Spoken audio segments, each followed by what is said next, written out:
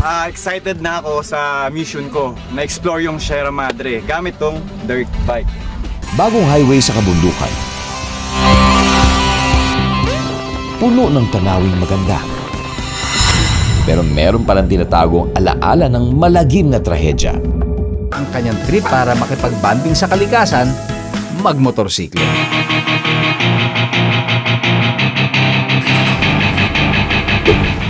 Ito ang mga kwentong motorista dito sa Amazing Earth.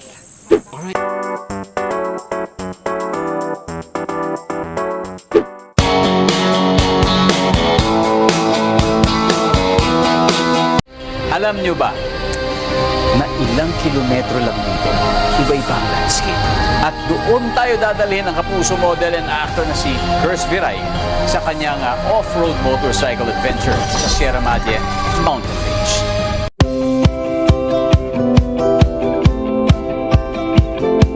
Excited na ako sa mission ko na explore yung Sierra Madre gamit tong dirt bike. So meron na ako napili na course, yung river course. Tanungin natin si Tito Ray. Si Tito Ray po yung may-ari ng Mountain Quest. Yan. Tito Ray, ako nga pala si Kers Viray. Oy, Kers. Hey. First time mo lang bang mag dirt bike? Opo, first time. Kailangan mo lang mag-enroll sa off-road. Yes po.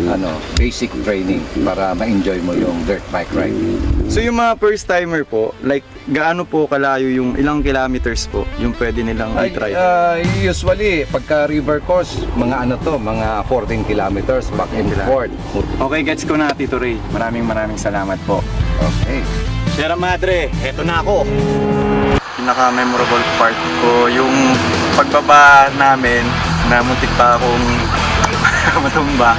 Kasi doon ko malalaman na kulang pala ako sa balancing. Actually, mahirap kasi first time ko din. Galing ako sa big bike. So, iba yung balance nung pagdadrive sa dirt bike sa big bike. Paano ako nakapag-adjust? Siguro isa na rin kasi nagmumotor ka na rin. So, madali na rin maka-adapt. Sobrang na-enjoy ko talaga. Lalo na kasi mahilig ako sa nature talaga. So, ito yung pinakagusto kong gawin habang kaya ko pa. Siyempre, di ba? Habang tumatanda ka na, alam mo nang gawin. So, ito yung gusto ko talagang gawin. Kaya, sobrang nag-enjoy talaga. Gusto ko yun.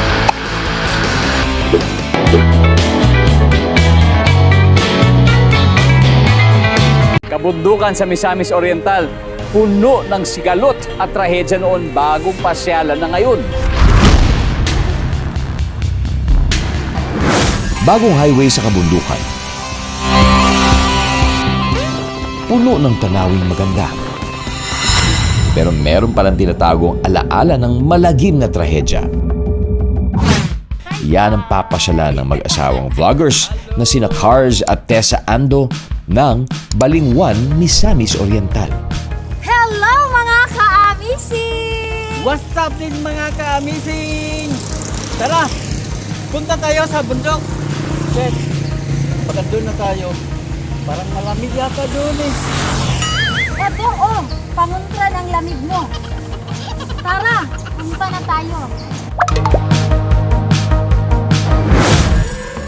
Binaybay na nila ang National Route 955 ng Philippine Highway Network or Hingoog, Claveria, Villanueva Route.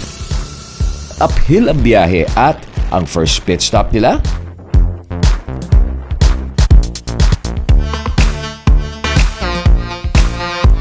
Andito tayo sa Christ the King Shrine dito sa Barangay Samay, Hingoog City. Sabi nila, ito yung pinaka-first and tallest na statue na ganito sa buong Asia. Wow, gano'n ba siya kataas? 75 feet. ilang minuto pa at nakarating sila sa next pit stop. Guys, ito yung sitio Sibulig. Sakop to ng Hingoog City. Ito yung sinasabi ko kanina na malamig ang lugar. Para siyang Tagaytay or Baguio City. Kaya pag malamig ang lugar, siyempre napaka-romantic ang lugar na ito. So far, ang pamamasyal ng ating vloggers na mag-asawa, masaya. Pero sa susunod na titigilan, may bahid ng luha. Kaya sa mga kapuso nating on the go, tutukan nyo ang live stream ng ating programa sa official accounts ng GMA Network, pati na rin sa YouTube at Facebook.